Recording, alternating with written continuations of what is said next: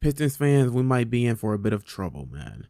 Health haven't really been an issue for the Pistons, but it's been knocking on our doorstep for a while now. And the front door is wide open, man. Cade was out for back spasms against the Wizards, but was later evaluated and it turned out to be a collapsed lung. Asar was out with his ankle against San Antonio, and he still don't look 100% ever since he came back. Stu was out with a calf strain, and word around those fan groups on Facebook is that Asar and Stu continued to play on their injuries so they can be eligible for in-season rewards. And that leads me to talk about the rule for a second.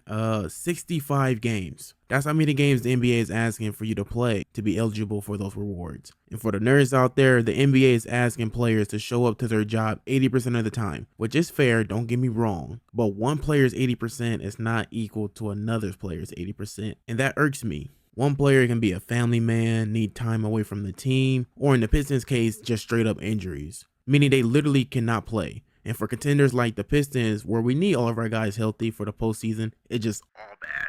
I don't know, man. One player's 80% attendance is not equal to another, but at the same time, I understand. I just wish there was like a workaround or leeway for injured players so they can still get those rewards. Or maybe that's just me as a Pistons fan wanting beef stew and a star to make all defensive team. But Pistons fans, there's a couple things that I'm going to go over in this video. 1, is Javonte Green being considered in the playoff rotation? 2, is Sasser potentially going to take Danis Jenkins' spot? And 3, how will the Pistons look over these 2-ish months without Cade Cunningham? But without further ado, let's get into it.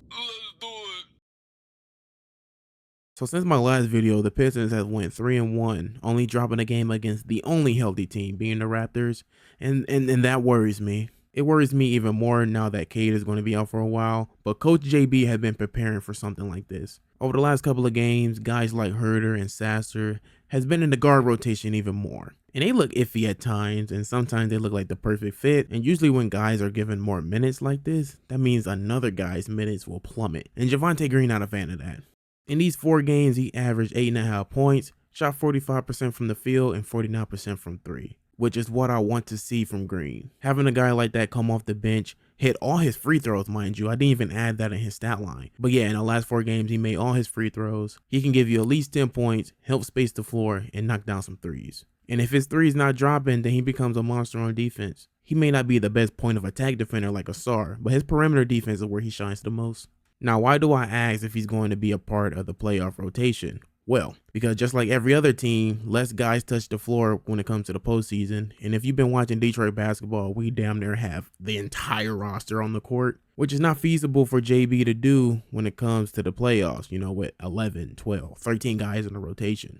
To keep chemistry and momentum flowing, that number has to shrink to like 8 or 10 guys, but no more than 10. That's just the reality of it. And Javonte, he can shoot, defend all positions, and finish at the rim. If you ask me, he deserves to be in that playoff rotation.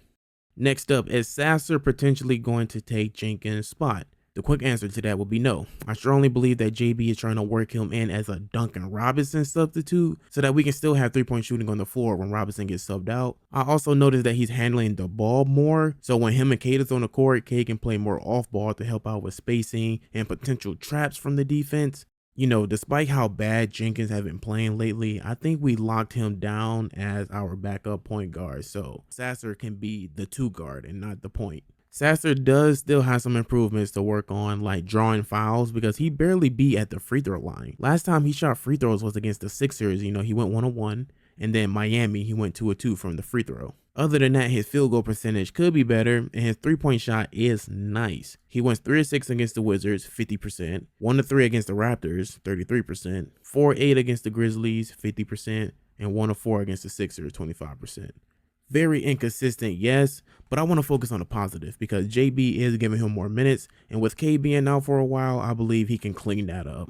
And now lastly, how will the Pistons look without Cade and Stu being out for an undisclosed amount of time? Well, for one, our defense have been lacking ever since the All-Star break, and I just looked at our schedule over the next 5 games. I predict that we beat the Wizards tonight. I think the Warriors game will be close, because we seem to never defend the 3-point line. And even without Steph, bro, the Warriors still use the 3-point line as their main weapon because that's their identity, the 3-point line, apparently. I do believe we lose to the Lakers because them boys are having a resurgence over there in LA, bro. AR, Braun, Luka. All three of them are just offensive weapons, and we lost our only offensive weapon.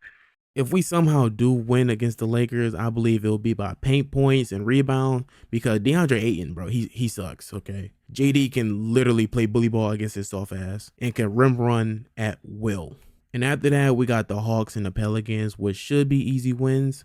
Over this stretch, we need to get back to being the hard defensive team, especially with Cade being out. Duran needs to step up. Robinson, you need to step the fuck up. And Jenkins, he need to be the new head of the snake until Cade comes back. But that's all I got for today. If you found this video informative or entertaining, please hit the like button and the sub button. It really helps me out, and I'll see you guys next time.